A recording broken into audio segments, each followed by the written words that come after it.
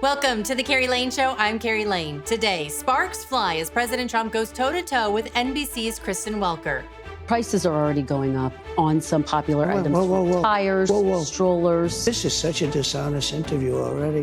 What do you say to those who believe you are taking the country down an authoritarian path? Well, there you go again.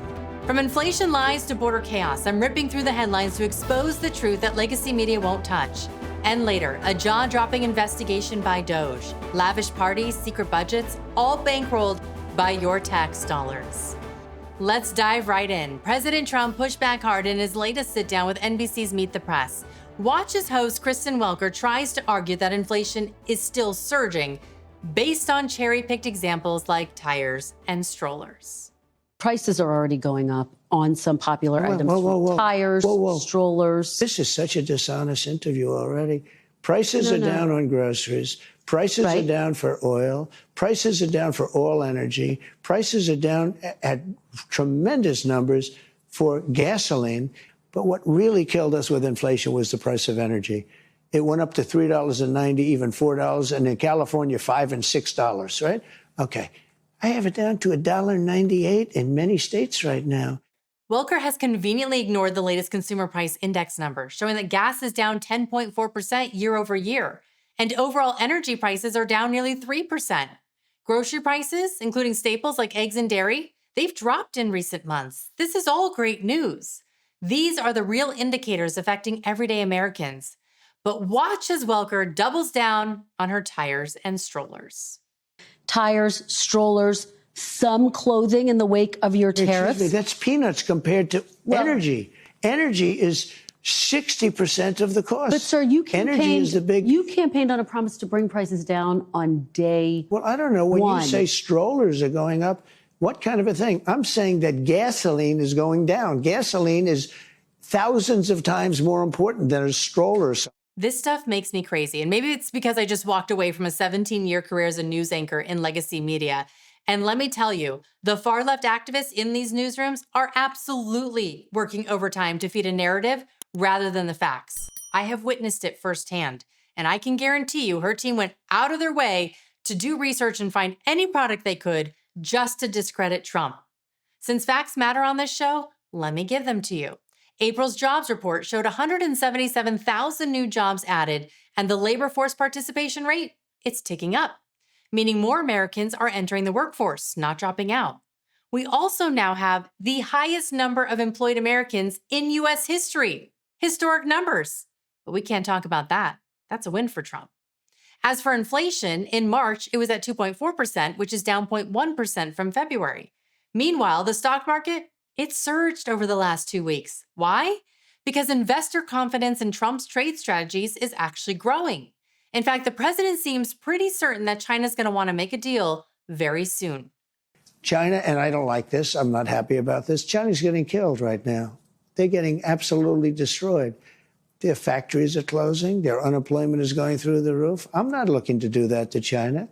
Now, at the same time, I'm not looking to have China make hundreds of billions of dollars and build more ships and more army tanks and more airplanes.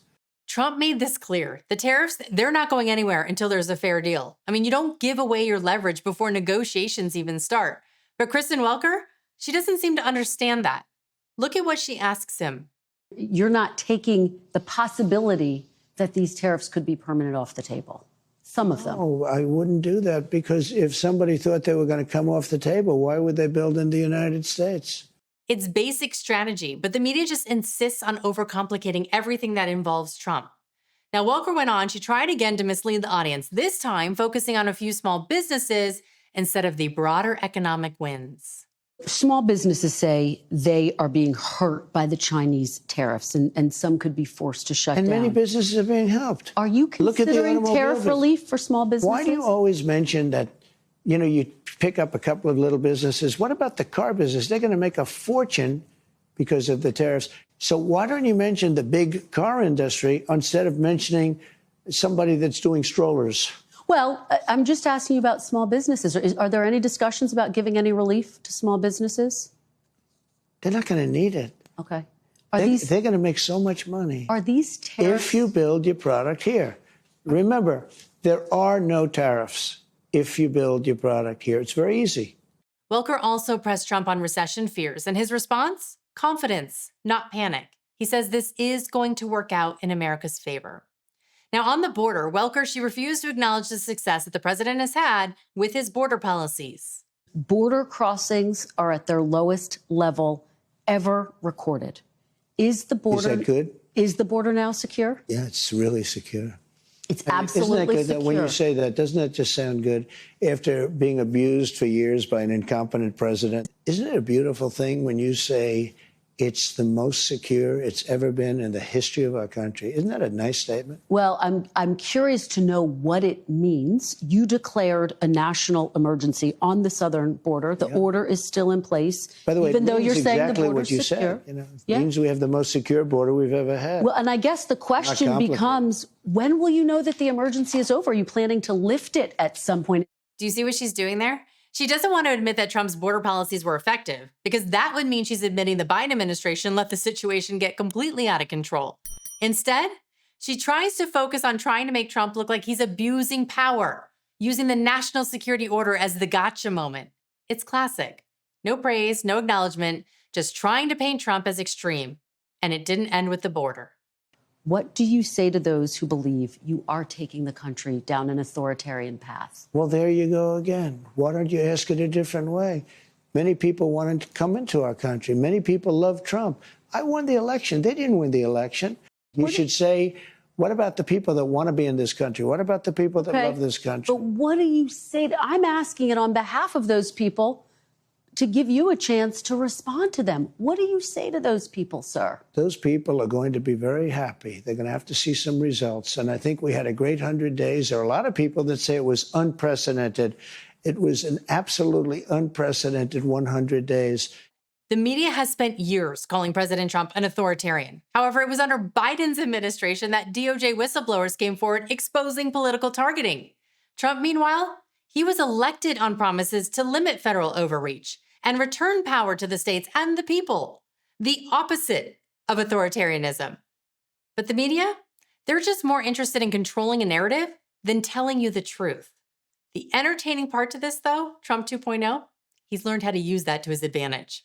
I'm going to show you how Welker responded to his latest attempt to get under the left's skin. It's good.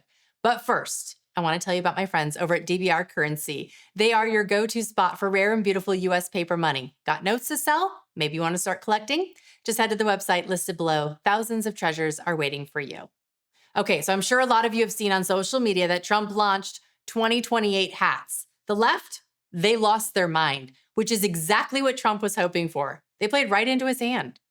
The Trump organization is selling hats that say Trump 2028. Yeah. Are you seriously considering a third term, Mr. President, even though it's prohibited by the Constitution? Or is this about staying politically viable? I will say this. So many people want me to do it. I have never had requests so strong as that. But it's something that, to the best of my knowledge, you're not allowed to do. I don't know if that's constitutional that they're not allowing you to do it or anything else, but there are many people selling the 2028 hat. But this is not something I'm looking to do. I'm looking to have 4 great years and turn it over to somebody, ideally a great Republican to carry it forward. But I think we're going to have 4 years, and I think 4 years is plenty of time to do something really spectacular. What's ironic about all this is the left wants to take him literally whenever he makes a joke. But when he makes a serious statement, they just play dumb. What do I mean? I'm talking about the Social Security, Medicaid, and Medicare hoax. Here's Trump, once again, for the 100th time, shutting it down. What happens if it comes to your desk, has the tax cuts, but also cuts to Medicaid? Would you veto that? We're not doing that. No, Would you we're veto not. that? I would if they were cutting it, but they're not cutting it. They're looking at fraud, waste, and abuse. And nobody minds that. If illegal immigrants are in the mix, if people that aren't supposed to be there, people that are non-citizens are in the mix, nobody minds that. Waste, fraud, and abuse. But we're not cutting Medicaid, we're not cutting Medicare, and we're not cutting Social Security. Despite this, Democrats will still claim Republicans want to gut these programs. You just watch, especially with that big, beautiful bill on its way. Meanwhile, the Doge team, they sat down for a behind-the-scenes look at what they found and the resistance that they've endured through all this. And the first thing that really caught my attention was what they had to say about the Department of Education. You ready for this? Apparently, Doge found a $4 billion COVID fund with no receipts to show who was drawing down the funds. And when they looked into it, they found out the money was being used to rent out Caesar's Palace and stadiums for parties. That's your tax dollars they're living it up with. So the one change that Doge made with Department of Education is we had the simple requirement that if you draw down money, you must first upload a receipt. That was the only change that was made. You must upload your receipt. And upon doing so, yes, nobody drew down any money anymore. Yes, but we didn't say that we'd check the receipt. You could send a fake receipt. You could send a picture of your dog. Anything. Anything. But as soon as we asked for anything at all, suddenly the requests were like, oh, we don't need it anymore. Huh, that's interesting.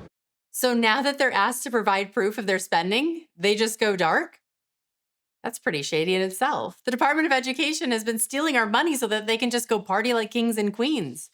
If that's not maddening enough, here's how much our money Doge believes is actually going to the causes they're supposed to be funding. So what percentage do you think doesn't even get to the destination it's supposed to? I believe the GAO estimate, so this is not our estimate, I believe it was on the order of only 10 to 15 cents on the dollar actually gets to the end recipient, whether you agree with that cause or not. So they're just stealing the money before it even gets anywhere. There's layers of stealing.